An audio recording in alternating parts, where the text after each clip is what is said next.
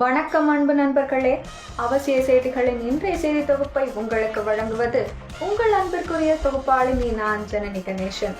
இன்றைய முக்கிய செய்திகளின் தொகுப்பை பார்க்கலாம்.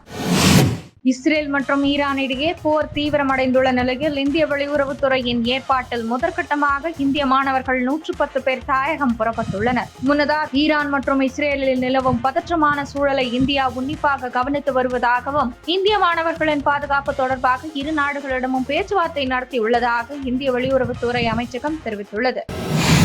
இஸ்ரேல் ஈரான் இடையேயான போர் தீவிரமடைந்துள்ளது. இரு நாடுகளும் பரஸ்பரமாக வான்வழி தாக்குதலை நடத்தி வருகின்றன. போரை நிறுத்திவிட்டு சரணடையுமாறு அமெரிக்க அதிபர் டிரம்ப் எச்சரிக்கை விடுத்தும் ஈரான் அதற்கு மறுப்பு தெரிவித்து வருகிறது. மாறாக இஸ்ரேலுக்கு பதிலடி கொடுத்தே தீர்வோம் என்ற அந்நாட்டின் மூத்த மத தலைவர் கமீனி தெரிவித்துள்ளார். இதையடுத்து இரு நாடுகளும் ஏவுகணைகளை வீசி தாக்குதல் நடத்தி வருகின்றனர். இதனால் பதற்றம் நீடித்து வருகிறது.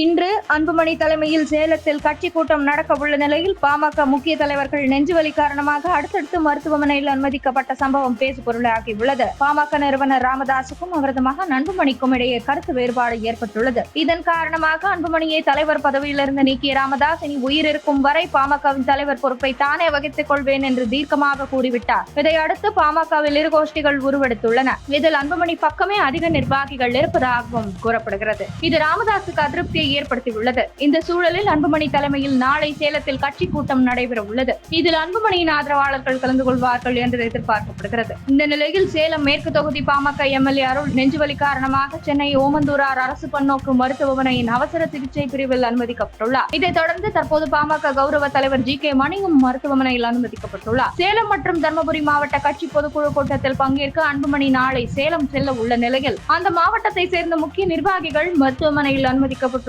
சம்பவம் தற்போது பேசு பொருளாகியுள்ளது.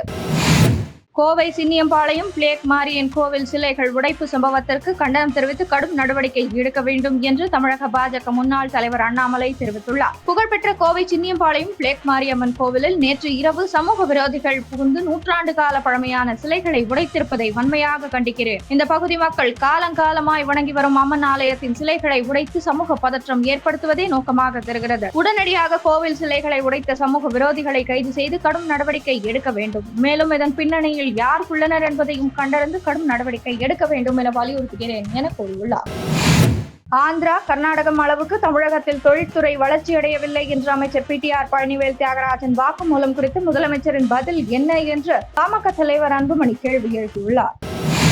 அகமதாபாத்தில் நடந்த பயங்கர விமான விபத்துக்கு பின் போயிங் நிறுவனத்தின் 787-8 ட்ரீம்லைனர் விமானங்கள் தீவிர கண்காணிப்புக்கு உட்படுத்தப்பட்டுள்ள நிலையில் நேற்று ஒரே நாளில் இரு வழிகளில் 13 ட்ரீம்லைனர் விமானங்களின் சேவையை ஏர் இந்தியா நிறுவனம் ரத்து செய்தது.